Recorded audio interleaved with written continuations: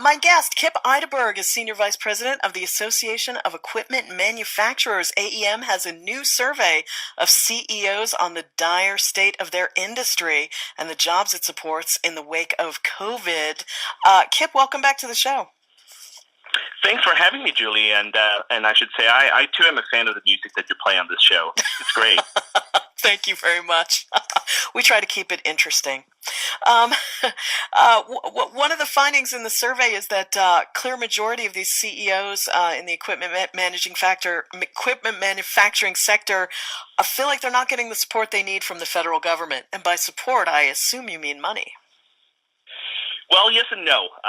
But let's maybe get things started here with an overview of the state of the industry. And really, there's no way to sugarcoat this one, Julie. Equipment manufacturers continue to face decreased demand and stressed supply chains, and the industry has a long and uncertain road back to normal. And one example that stands out from our survey is that for those equipment manufacturers who have furloughed employees, nearly a third said they would not bring them back to work. And even more ominously, for the economic comeback is for those equipment manufacturers who laid off workers. 8 out of 10, that's 80%, right, said they will not rehire them based on current market conditions. So there's a strong sense of urgency here for our industry.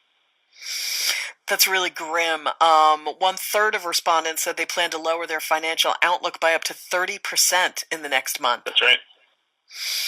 And how big, what are we talking about? How many employees? How big? What kind of equipment? So the industry supports 2.8 million jobs across the country, about $288 billion contribution to the economy.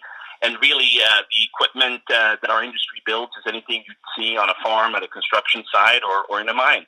So it's everything from small compact skid steers up to those big mining trucks that you see.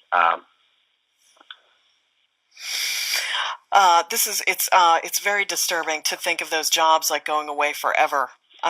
Terrible for those workers, but also, for the U.S. economy and everything.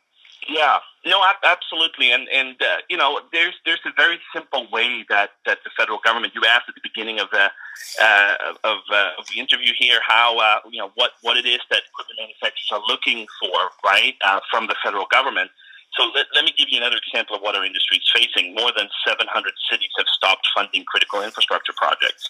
There's a real revenue crisis at the state and local level, as much as $500 billion shortfall. And the federal government really is the only one that could step in and bridge this gap. And if they do that, well, then we'll see the need for new equipment start to pick up. Equipment manufacturers will be bringing those workers furloughed and laid off back to work. And more importantly, for the economic comeback, they will be able to create more good-paying jobs across the country, including states like Ohio and Wisconsin, where the president was today, by the way, talking about this.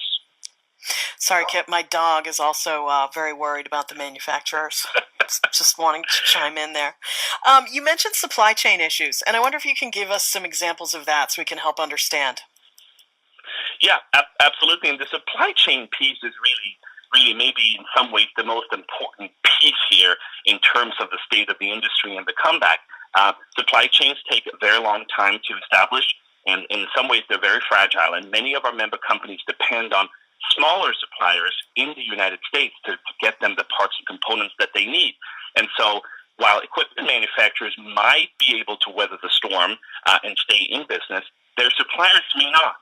And so then when the economic comeback finally comes, whether it's this year, hopefully, or sometime in the future, if those suppliers are not around to provide those critical parts and components, well, then the equipment manufacturers won't be able to take advantage of the uptick in the economy and to make more equipment. So we've got to keep the suppliers in business, or the entire industry is going to suffer. With so many competing demands for federal funding, even federal attention, is it harder these days to get Congress to focus on the manufacturers' concerns?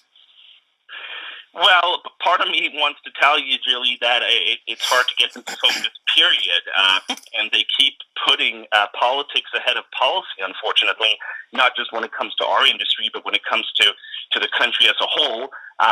Obviously, they have stepped up and they passed for coronavirus relief packages, and there is there is ongoing conversations right now between Republicans and Democrats, to come up with a fifth bill. And so obviously we hope that that is an opportunity for them to provide some of the relief that our industry would need, such as, for example, access to credit or bridge loans for small and medium-sized manufacturers so they can keep the lights on. There's also an opportunity for Congress to take a stand on tariffs. Obviously, a bit of relief on tariffs would help our industry. But more importantly, and we're optimistic about this because we've heard them talk about the need to support state and local government in this fifth bill. If they could figure out a way to go in and help those localities who are suffering severe budget shortages because of the coronavirus pandemic, people are not driving as much, they're not shopping as much, so tax revenue has dried up. If they can figure out a way to bridge that those state and localities can start putting infrastructure projects back online, we'll see an uptick in demand for equipment, and the industry will be better equipped, so to speak, to weather the storm. But the onus is clearly on Congress now to do something. Kip Eideberg is Senior Vice President of the Association of Equipment Manufacturers. Kip, thank you so much. Thank you, Julian. Say hi to the dog.